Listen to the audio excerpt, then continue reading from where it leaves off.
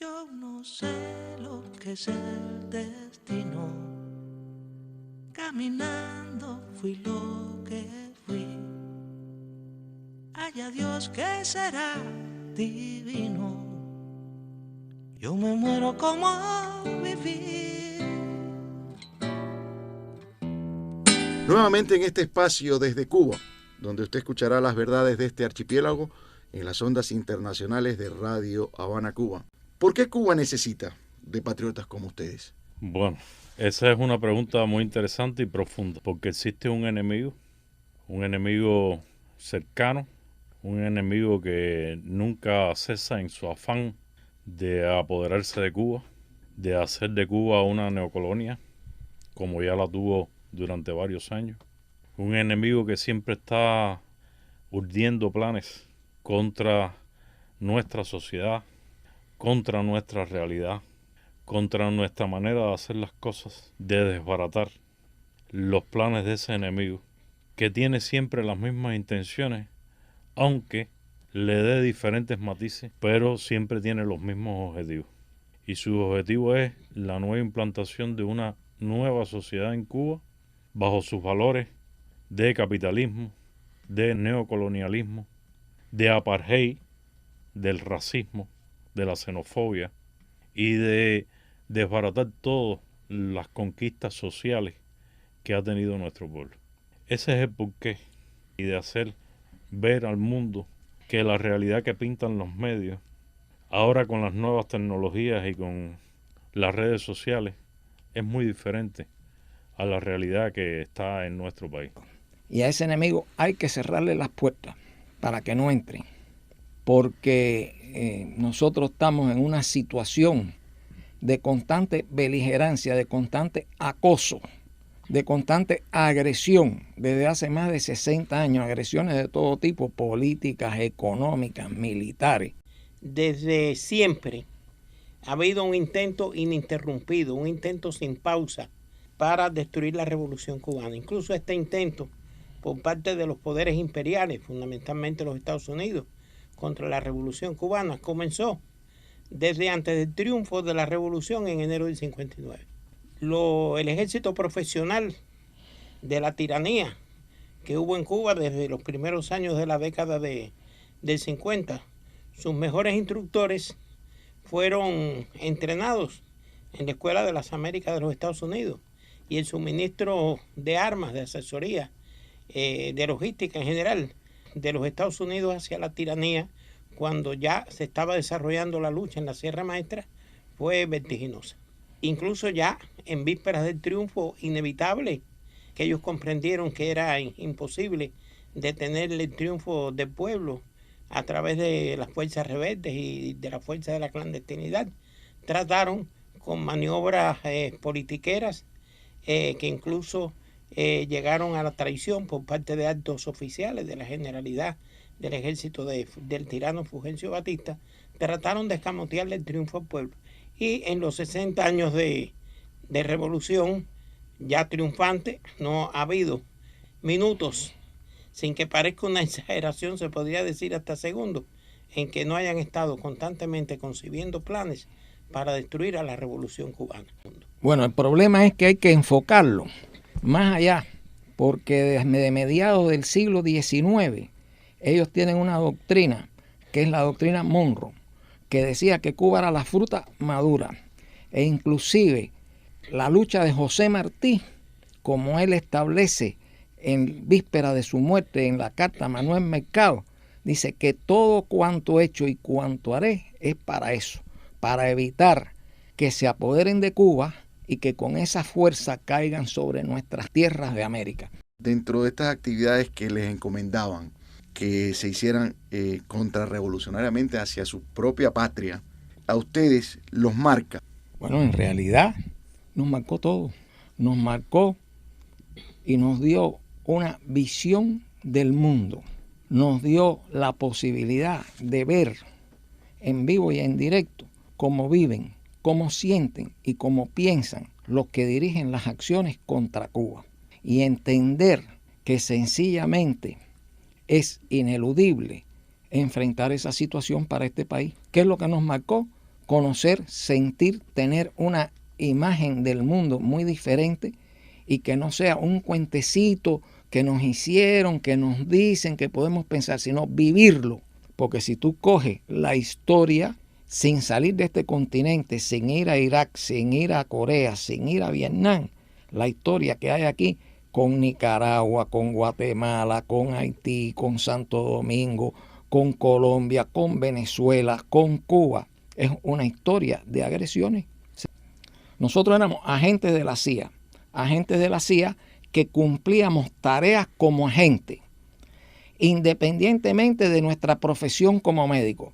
Tareas, orientaciones, solicitudes de información de una amplia gama, que era desde la guerra de Angola, que estaba sucediendo en aquel momento, desde la invasión a Granada, que estaba sucediendo en aquel momento, intereses sobre el comandante Fidel Castro, todo lo relativo a Fidel, que le suministráramos informaciones del tema médico, porque ellos valoraban a la salud pública como un hecho no solo sanitario, sino político, precisamente por el interés que tenía Fidel sobre el desarrollo de la salud pública en Cuba. ¿Qué había detrás? Vamos a decirlo detrás de las misiones encomendadas por el enemigo hacia ustedes y qué los motivaba a ustedes a continuar firmes como patriotas. Y la otra es alguna anécdota que usted tenga para compartir con nuestra audiencia. Y a mí la seguridad del Estado me propone con 30 años, o sea, era mucho más joven, trabajar para los órganos de la seguridad del Estado. En 30 años, pero ya yo tenía una experiencia, tanto como médico como internacionalista. Y yo resumiría que a mí me marcó la historia. Yo tuve la oportunidad de salir a África a trabajar como médico con 23 años y regresar a los 2 años después. Estuve en uno de los países más pobres del mundo, que fue Guinea-Bissau. Trabajé allí como médico, un país devastado por el colonialismo, y eso marca en la memoria y en el ADN de los cubanos. Pero por sobre todas las cosas me marcó el cariño, el respeto y el amor de ese pueblo hacia Cuba. Cuando caminábamos libremente por las calles, la gente nos gritaba, gracias camarada cubano.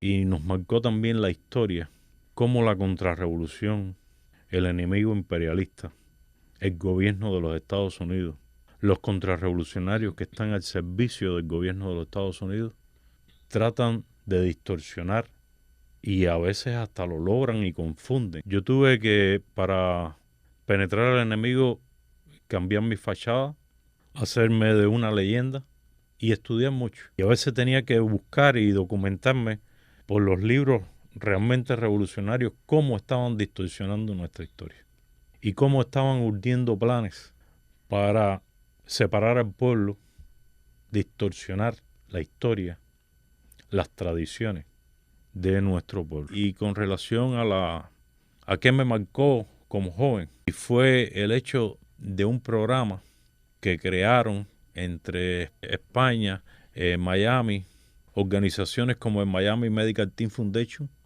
que esta organización pseudocientífica y con fines terroristas, hoy incluso está influyendo en la OMS o está tratando de influir en la OMS para evitar que las vacunas cubanas contra la COVID sean reconocidas por esta organización mundial. Varias iglesias de Miami, TV y Radio Martí crearon todo un show mediático contra Cuba para sacar niños del país, niños enfermos, similar a un Peter Pan, a la operación Peter Pan que fue en la década de los 60, tratar de sacar a niños del país supuestamente desahuciados por el Sistema Nacional de Salud a aplicarles operaciones quirúrgicas.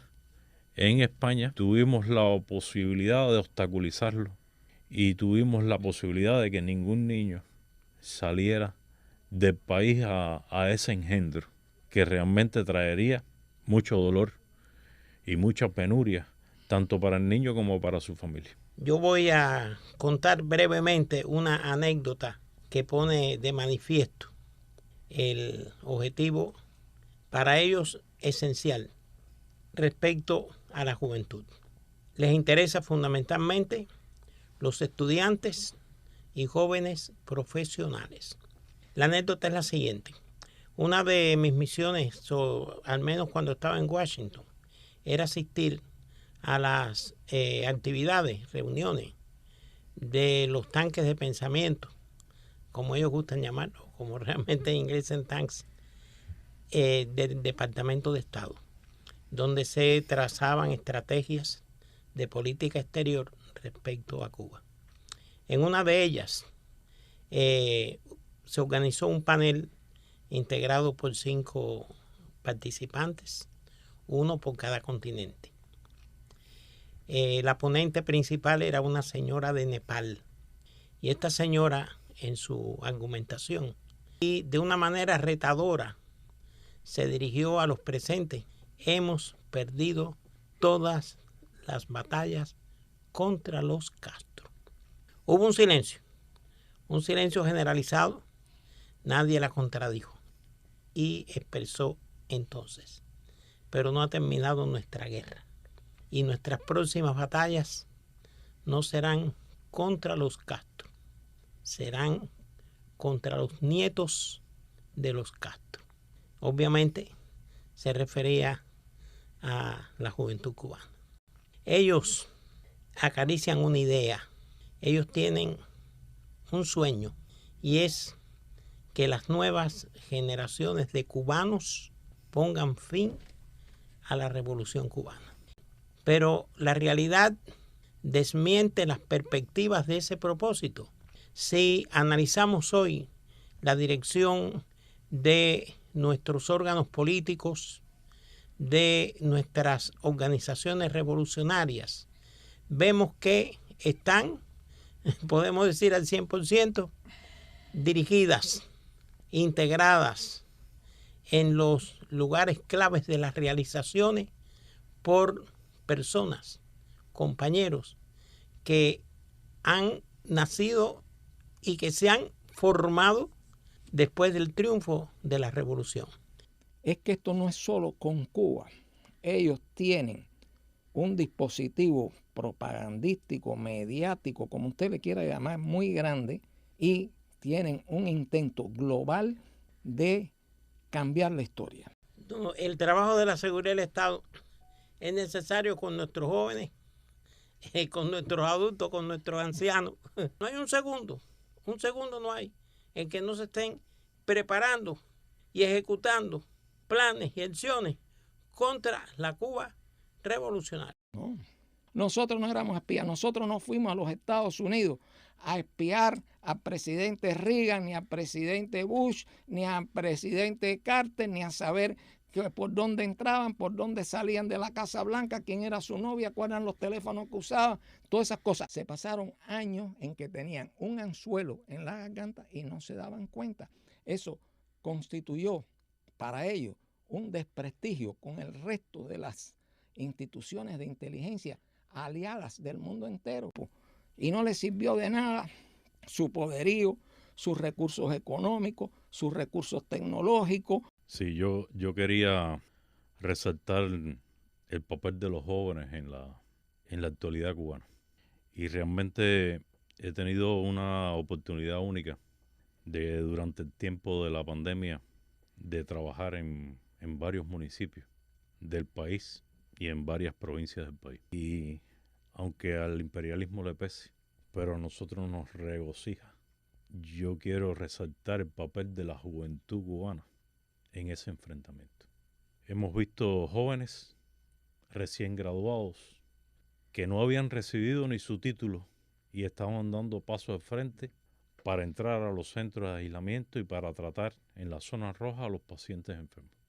Hemos visto estudiantes, incluso de poco tiempo. He visto jóvenes que no tienen relación con la medicina entrar a trabajar voluntarios a los centros de aislamiento, a los hospitales, a los lugares de zona roja. Y entonces el imperialismo cree que los jóvenes cubanos actualmente están confundidos y que además les van a seguir el juego. Y recordaba mi papel como joven en el momento que me tocó trabajar en los órganos de la seguridad del Estado, en el cual mantuve un principio siempre. Yo puedo simular ser un enemigo y trabajar al servicio de los Estados Unidos, al servicio de la contrarrevolución interna. Pero lo que nadie me podía quitar era mi deseo de trabajar por el pueblo de Cuba y seguir trabajando como médico. Realmente ha sido un programa muy especial el haber podido tener con nosotros al doctor Pedro Luis Vélez Martínez, al doctor José Manuel Collera y al doctor Eduardo Sagaró González, agentes de la seguridad del Estado cubano, pero más allá de eso, 3 patriotas, 3 hombres que, como decía el doctor Sagaró, estudiaron la historia y no han olvidado a Martí, no han olvidado desde dónde venimos y no olvidarán nunca a dónde tenemos que llegar. Y con los jóvenes y con nuestra revolución y siempre con el legado de nuestro comandante en jefe, creo yo, Fidel Castro, que nos marcó la ruta, y la ruta está marcada. Simplemente tenemos que seguir, como en las nuevas tecnologías, cuando nos ponen el mapa, tiene la flechita, hay que seguir esa línea la tenemos marcada. Cuba la tiene marcada y seguirá siendo ejemplo para nuestro pueblo y para el mundo entero. Muchísimas gracias, nos despedimos, hasta la próxima. ¿Será que la necedad parió conmigo? La necedad de lo que hoy resulta necio, la necedad de asumir al enemigo, la necedad de vivir sin tener precio.